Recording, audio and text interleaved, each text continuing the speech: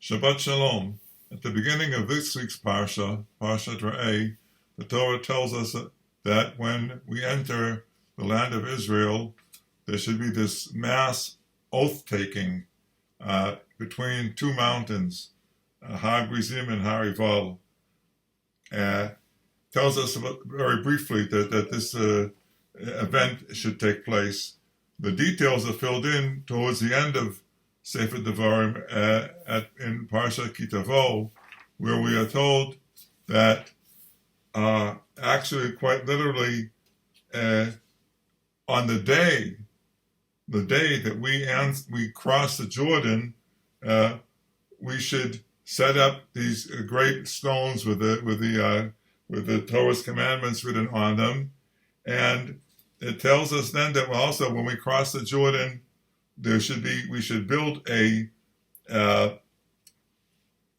altar in Har Eibal, one of the two mountains, and then the Torah goes on and gives a detail of the oath that is given with half the nation standing on one mount and half on the other. That those who the Kohanim Levim recite the blessings and the curses, which we all sort of ratify.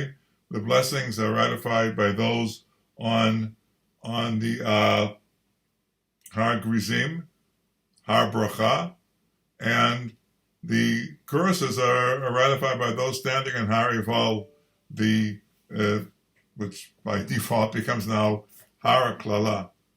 Now, these two mountains play an important role they're important in the topography of Eretz Yisrael, the land of Israel, and they have a long and involved history with the religious history, the spiritual history of Israel and the land of Israel and the various peoples who have lived here, going back, according to some stories, or you call them legends, to Avraham Avinu.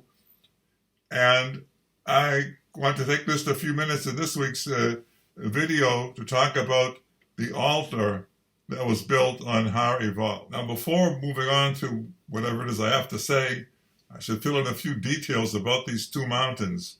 They stand really right in the middle of the Shomron, in the middle of the land of Israel, on either side of the city of Shechem, now called in Arabic Nablus, but Nablus is really not an Arabic name. It's sort of an Arabization of the Greek Neapolis, new city. But this is the Shechem that is so famous in the Bible, figures in many of the stories of the forefathers and the stories of the judges and prophets and so on. The Har Eibal stands to the north of Shechem, and Har Eibal is actually the highest mountain in the Shomron, the highest mountain in the central part of Israel. Har Gerizim, that's the Har Bracha, stands to the southwest of Shechem, and it's also fairly high, but not quite as high as Har Eibal. Now, there's a major, very tremendous difference in the topography and climate of these two mountains on either side of Shechem. Har Eibal is utterly desolate and dry and barren and whipped by high winds. A very inhospitable place, fitting for the mountain that would be the one where the people respond to the curses of the Klalot.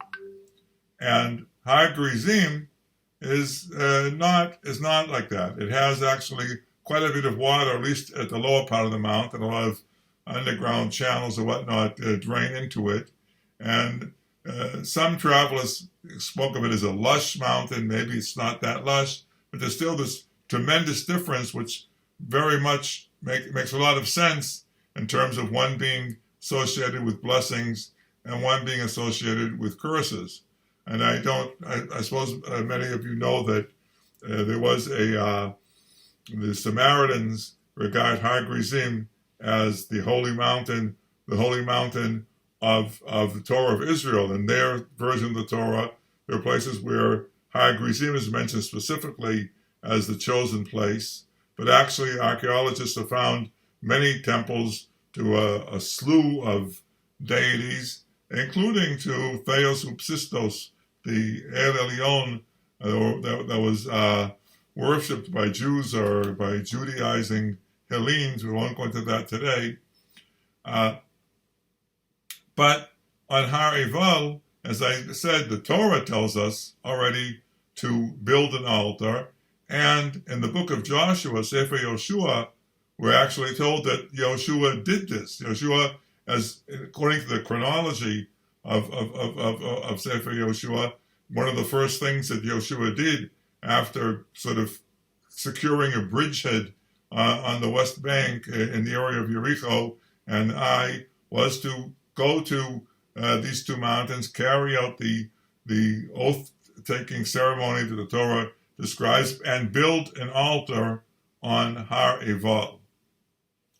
Now, several decades ago, an Israeli archaeologist by the name of Adam Zertal found a cultic site with an altar on Har Eibal.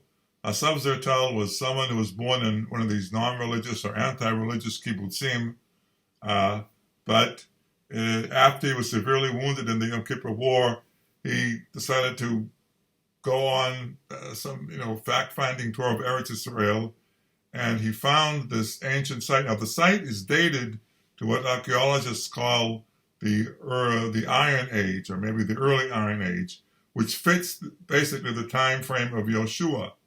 And I think that Zertal claimed, well, this is the altar that Joshua built.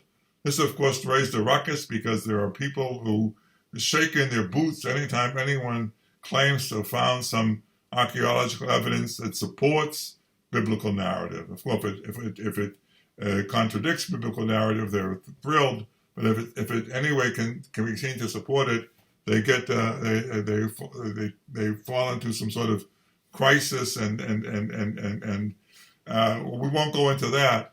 He found a cultic site, an altar on Har Eibal, whose dating matches the time of Yoshua. If it's Yoshua's altar or not is a matter of controversy. Some people will say if it looks like a duck and walks like a duck, it is a duck. Some people say if it looks like a duck and walks like a duck, well, it's obviously a goose. And that's the type of argument we're having here. I'm not going into that. I want to just raise a different question, and I haven't really seen anyone raise it. That doesn't mean that hasn't been raised. I don't my research is not all that thorough. But why was the altar constructed on Har Eibal, the barren mountain, the mountain of curses, rather than in Har Gerizim, the lush mountain, or the mountain of blessings, Har Bracha, the mountain in which the Samaritans and the pagan Greeks and God-fearing Jews or Judaizers built temples and cultic sites that have been excavated? Why was Yoshua instructed to build an altar specifically, Dafka, on Har Eibal, the barren, cursed mountain? So let me just share with you 3 reasons that I came up with for having the altar built specifically on Har Eibal, the mountain associated with the curses. The first is that, as I said, Har Eibal is the highest mountain in the Shomron, the highest mountain in the whole area, and there's actually almost a universal religious tradition to build houses of worship, altars, cultic sites, if you wish, on the highest geographical point.